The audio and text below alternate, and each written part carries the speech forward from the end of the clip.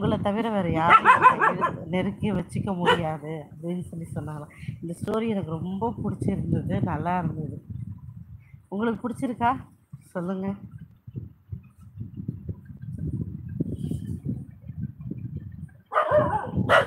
பாப்பா டாடி இருக்க பாப்பா டாடி கூப்பிட்டு வர டாடி வருது இரு.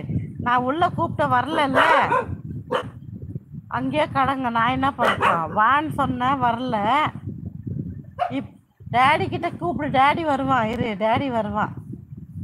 பாப்பா டாடி வெளில தான் இருக்குடா. டாடி வந்து கூட்டிட்டு வருவான். ம் எனக்கு ரொம்ப பிடிச்சிருந்தது அதை கேட்குறப்போ. அதே மாதிரி இன்னொரு ஸ்டோரி சொல்கிறேன். இது கொஞ்சம் பெரிய ஸ்டோரியாக தான் இருக்கும்னு நினைக்கிறேன். அட்ஜஸ்ட் பண்ணிக்கங்க சொல்கிறேன்.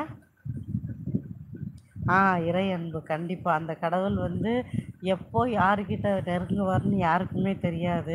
நம்ம வந்து யாரையுமே உதாசீனப்படுத்திடக்கூடாது. இவங்க தானே அப்படின்ட்டு உதாசீனப்படுத்திடவே கூடாது. ஏன்னா நம்மக்கிட்ட கடவுள் எந்த ரூபத்தில் வேணால் வருவார் அப்படின்றதுக்கு தான் இந்த ஸ்டோரியாக நான் பார்க்குறேன். ஏன்னா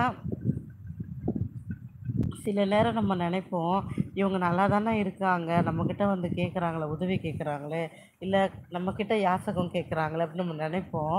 அந்த இடத்துல நம்மளால் கொடுக்க முடிஞ்சால் கூட சில நேரம் இவங்க போய் வேலை பார்த்து சாப்பிட்டோமே அப்படின்ற ஒரு மனநிலையில் நம்ம வந்துடுவோம். ஆனால் அந்த மாதிரி நம்ம செய்யவே கூடாது. ஏன்னா அந்த இடத்துல நம்மளை படைச்ச அந்த கடவுள் எந்த ரூபத்தில் வேணால் வந்து நம்மக்கிட்ட பேச நினைக்கலாம். நான் சொல்கிறது உண்மையாக இல்லையான்னு யோசிச்சுட்டு கமெண்டில் சொல்லுங்கள். அதனால் நம்மளால் முடிஞ்ச வரைக்கும் என்ன இருக்கோ அதை கொடுத்துட முயற்சி பண்ணுவோம். ஏன்னா அப்புறம் கோயில் குளம்னு போய் நம்ம கும்பிட்டு பலன் இல்லைல்ல. நான் என்னை தான் சொல்கிறேன். நான் மற்றவங்களை தப்பாக சொல்கிறேன்னு யாரும் நினச்சிடாதீங்க. நான் பொதுவாக சொல்கிறேன். என்னையும் சேர்த்தா சொல்கிறேன். ஒரு வாட்டி என்ன ஆச்சுன்னா, ஒரு அப்பா ஒருத்தர் இருப்பார் இங்கே. நான் வண்டியில் ஒர்க்குக்கு போகும்போது வரும்போது அவர் பார்ப்பேன். நான் இருக்க சரௌண்டிங்கில் தான் அவர் இருக்கார். இங்கே ஒரு 2 சிவன் 3 சிவன் கோயில் இருக்குது. அவர் வந்து ஆக்சுவலாக இங்கே மலை மேலே ஒரு சிவன் கோயில் இருக்குது. அங்கே தான் இவர் இருப்பார் எப்பயுமே. ஆக்சுவலாக அந்த கோயில்கிட்ட அவர் இருக்க மாட்டார். ஆனால் அந்த கிரிவலம் வரும்போதெல்லாம் அவர் அங்கே போயிடுவார்.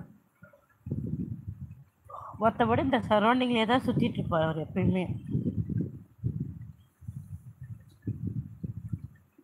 அப்படியே சந்தோஷ். நம்ம கவனித்து பார்த்தா கண்டிப்பாக நம்ம லைஃப்பில் ஒரு நிறைய நிகழ்வு நடந்திருக்கும் சந்தோஷ். கண்டிப்பாக. அப்போது அந்த அப்பா வந்து என்ன பண்ணுவார்னா, எப்பயுமே ரோட்டில் வண்டி போயிட்டே இருந்தால் டப்புன்னு கை போட்டு காசு கேட்பார். சில நேரம் வந்து என்ன கேட்பார், எனக்கு பசிக்குதுமா எனக்கு இட்லி வாங்கி கொடுன்னு கேட்பார். சில நேரம் சாப்பாடு கேட்பார். அடிக்கடி வண்டி ஏன்னா சிக்னல் டிராஃபிக் நிற்கிற மாதிரி இருக்கும். டப்புன்னு வந்து நின்றுவார். ஒரு நாள் என்னாச்சு, என்கிட்ட அப்போ வந்து கையில் காசு இல்லை, எங்ககிட்ட இல்லை. ஒரு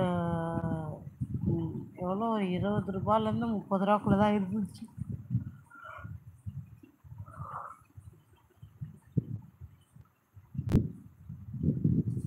ஓகே இதை மட்டும் சொல்லிடுறேன். ஒரு 30 ரூபா இருந்துச்சு. அப்போது என்னாச்சு, நான் சொன்னேன் அவர்கிட்ட, இதை வச்சு தான்ப்பா இன்றைக்கி நான் எனக்கு ஓட்டணும், வேணா நான் உங்களுக்கு 10 ரூபா தரேன். நீங்கள் 10 ரூபா கொடுத்தேன். நான் 30 ரூபாயிலேருந்து 20 ரூபாய் என்னமோ இருந்தது. அதில் அவருக்கு 10 ரூபாய் எடுத்து கொடுத்தேன். அவர் கேட்டார், இது எனக்கு பத்தாதுமா அப்படின்னு சொன்னார். எதுக்கோ உடனே நான் சொன்னேன், என்கிட்ட இவ்வளோ தான்ப்பா இருக்குது, வேறு இல்லை. நான் இந்த 10 ரூபாவை இதை வச்சு தான் நான் இன்றைக்கி வீட்டுக்கு பால் வாங்கணும்னு ஏதோ சொன்னேன். எனக்கு சரியாக ஞாபகம் கிடையாது. மாத கடைசியாக கையில் காசு இல்லை அந்த டைமில். அப்போது உடனே அவர் என்ன பண்ணார், ஐயோ வேணாம்மா பரவாயில்லம்மா, இவ்வளோ தூரம் நீ இறங்கி சிக்னலில் நிற்கிறப்போ இவ்வளோ தூரம் இறங்கி எடுத்து கொடுத்துருக்கல, பரவாயில்லம்மா அப்படின்னு சொல்லிட்டாரு.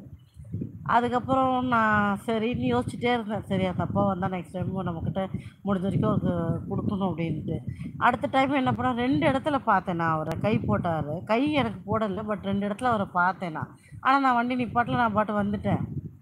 அன்றைக்கி நைட்டு தூங்குறேன், என்னால் தூங்கவே முடியல. ரிப்பீட்டடாக வருது. எப்படின்னா, நான் வந்தேன், நீ வந்து என்னை உதாசீனப்படுத்திட்ட. நான் வந்திருக்கேன், நீ என்னை ஈசனை தான் சொல்கிறேன், நம சிவாய தான் சொல்கிறேன். நான் வந்தேன், நீ வந்து என்னை அவமதிச்சிட்ட அப்படின்ற மாதிரி எனக்கு ரிப்பீட்டடாக வந்தது. அன்றைக்கி காலையில் எந்திரிச்ச உடனே நான் அவர் நினச்சிக்கிட்டே போனேன்.